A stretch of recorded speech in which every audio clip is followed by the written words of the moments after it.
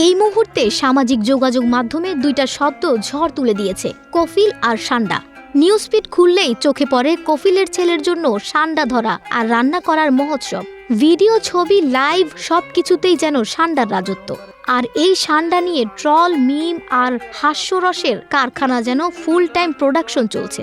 তবে মজার বিষয় হলো, অনেকেই হা করে তাকিয়ে আছে এই হঠাৎ সান্ডা ফিভার কেন। মাল ধরে লাইছি, আজকেও মাল ধরে লাইছি। সান্ডা আলোচনা এসেছে কিছু প্রবাসী বাংলাদেশি ব্লগারের ভিডিও থেকে, যারা মূলত সৌদি আরবে কাজ করেন। দৈনন্দিন কাজের বাইরে সৌদি প্রবাসীরা ভিডিও বানিয়ে শেয়ার করেন ফেসবুকে। এদের মধ্যে যারা সৌদি কফিল, অর্থাৎ যার অধীনে একজন প্রবাসী কাজ করেন এবং তার পরিবারের দৈনন্দিন জীবনের নানা দৃশ্য তুলে ধরেন, তাদের ভিডিও অনেক বেশি জনপ্রিয় হয়। এসব ভিডিওর মাধ্যমেই কাঁটাযুক্ত লেজওয়ালা লিজার্ড বা সান্ডা আলোচনায় আসে।